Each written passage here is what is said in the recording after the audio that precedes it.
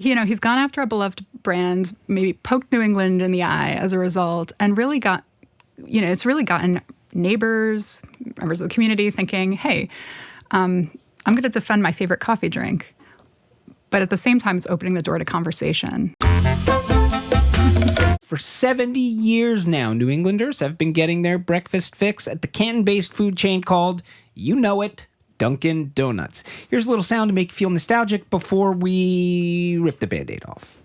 To make the donuts. Dunkin' Donuts are always fresh. I made the donuts. We make them at least twice every day. Time to make the donuts.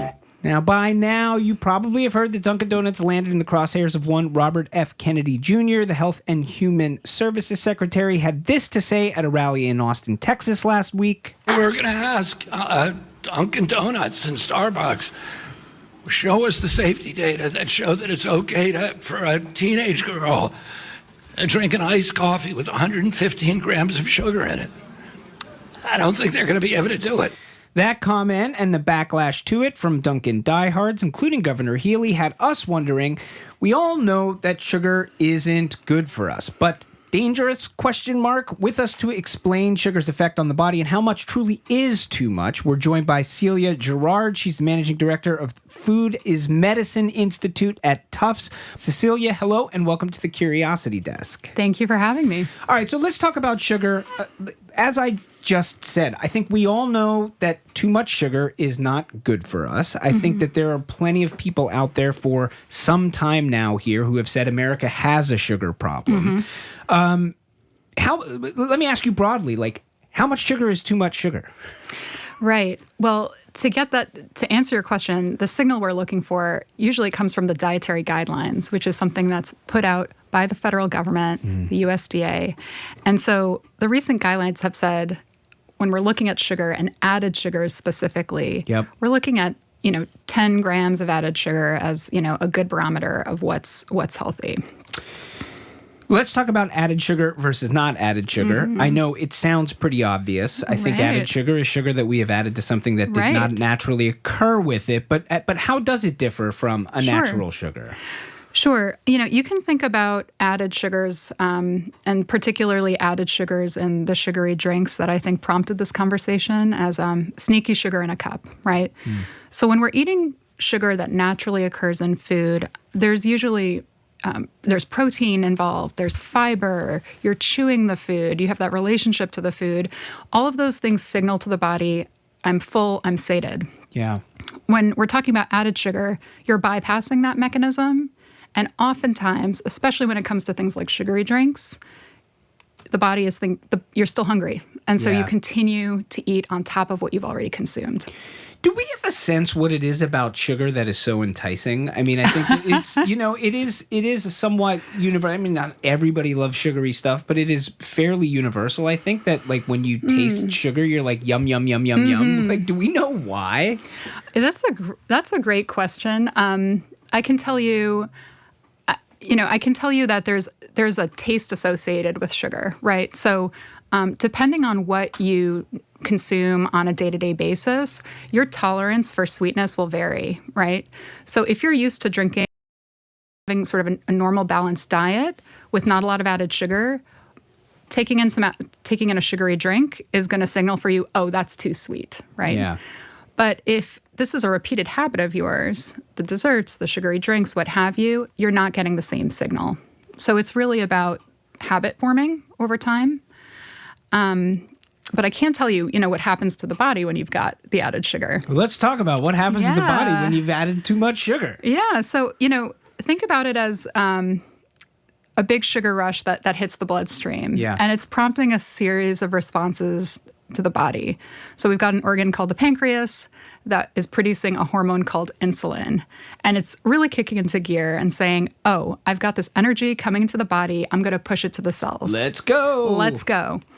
That's a good and normal reaction. Okay. I think what we're really talking about is when day after day, sometimes multiple times a day, you're getting a large spike in that sugar in the bloodstream. That's when you start to see a response change in the body, what we call insulin resistance. And that's the causal pathway to conditions, cardiometabolic conditions like type 2 diabetes, where the body actually has trouble regulating sugar. And that can lead to some dangerous consequences if you're not, otherwise on medication or managing your health more carefully. What do you make of, this particular dust up and RFK's comments here? I mean, listen, there are plenty of people out there who are, critical of him and his approach Absolutely. in the position that he's been in. And he has certainly taken positions that I think a lot of people, in sciences have looked at and said that is not a position that is based in science. However, when it comes to something like sugary drinks, this seems to be a little bit more in the mainstream. And there are plenty of people, I think, who have been beating the drum against sugary drinks for some time now. So what do you make of it when you hear, RFK making the statements that he is making? Yeah, I want to acknowledge, by making these statements, RFK has done something that a lot of public health campaigners can only dream about doing. And How do you mean? Well, he's gotten the public to start talking about it, right? He's gone after a very beloved brand here in New England. And by the way, I'm not here to take away anyone's Dunkin. But he's gone after a beloved brand, maybe poked New England in the eye as a result, and really it's really gotten neighbors, members of the community thinking, hey, I'm going to defend my favorite coffee drink.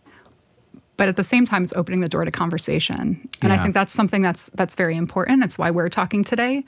So there's also merit to what he said, right? So even though we might not like the messenger, I don't think anyone's going to tell you that there's sort of there's a health benefit to drinking some of the very sugary blended drinks, the frappuccinos, the lattes, the coladas, that I think he was signaling were a problem in his messaging. We got a text from Rich and Raynham who says RFK is asking for Dunkin' Donuts, et cetera, to prove a negative. It's a fundamentally flawed argument. I hear that there where he says prove that it's safe. Right.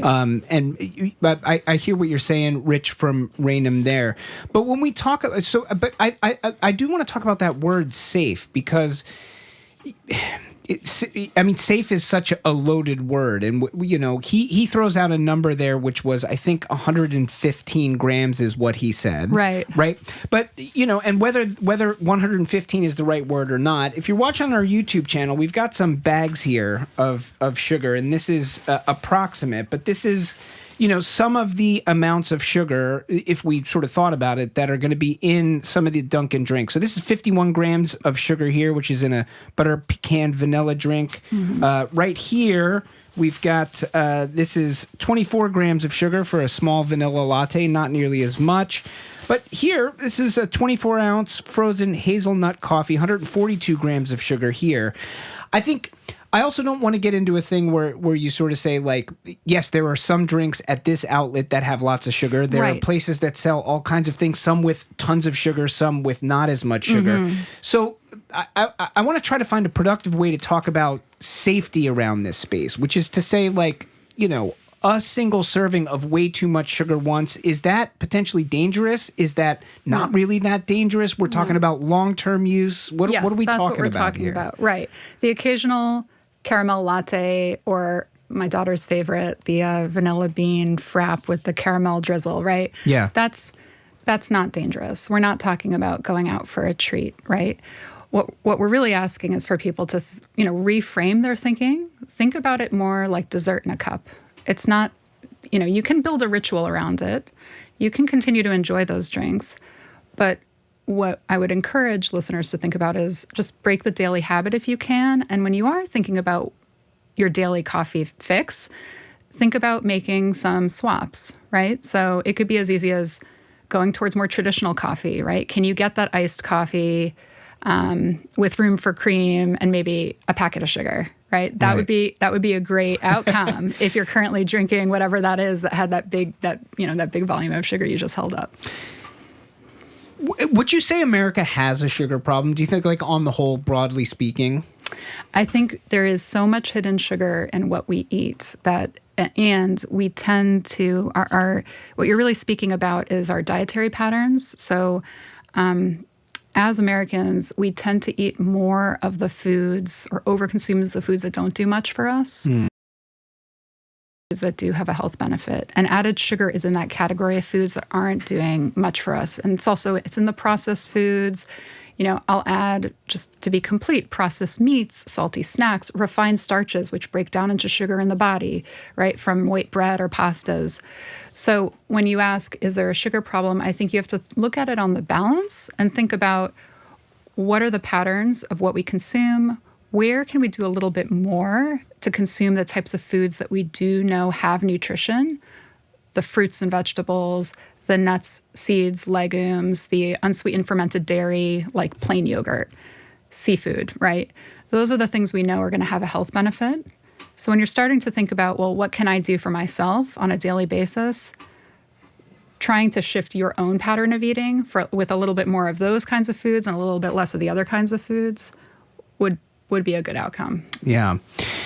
So when we talk about good outcomes, what are ways we could begin? What are ways?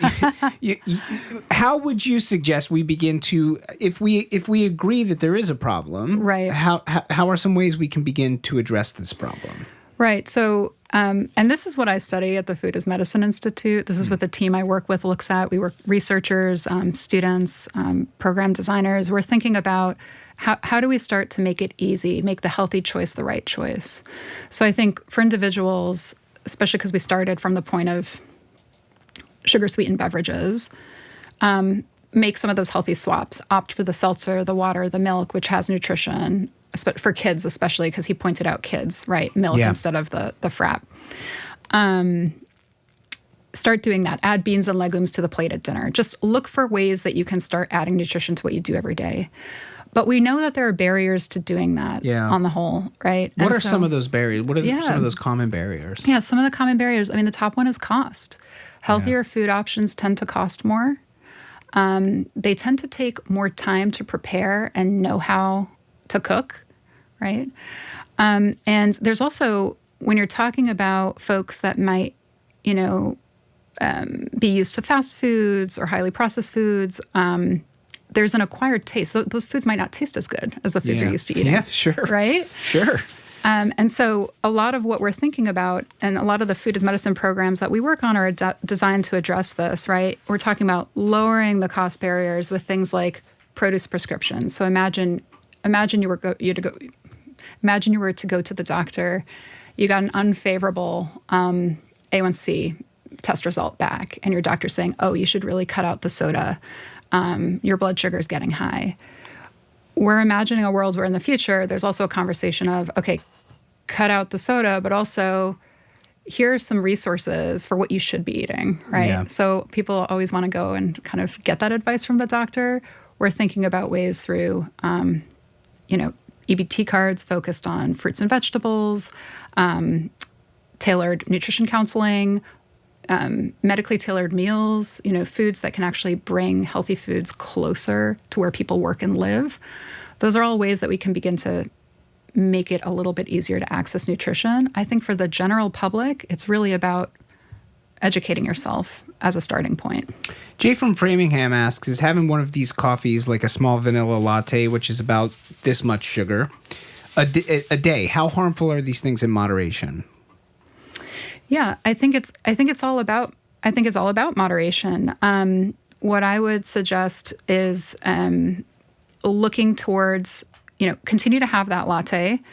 Maybe you can start asking for things like half the syrup or half the sugar when you go in, and acknowledging that you want to continue to have that taste, but you're looking for it to be a little bit less sweet. That would be a great first step. Yeah. But to the harm question, it's really about consecutive days of drinking that coffee, week over week, month over month, year over year, that's going to begin to put you at risk for type 2 diabetes, heart disease, stroke, other serious problems. It's not going to happen overnight. Yeah. But we're really just thinking about prevention here. And this is an easy thing you can do to just keep yourself on the right track. Speaking of easy things, we've only just got a couple of seconds left, but I do want to ask you, if I want to take one single step toward improve, like having less sugar, just like one little step, what's a good, quick little step I could take? I mean, go get yourself go drink a regular coffee. Regular coffee. I mean, this is a good suggestion. Yes.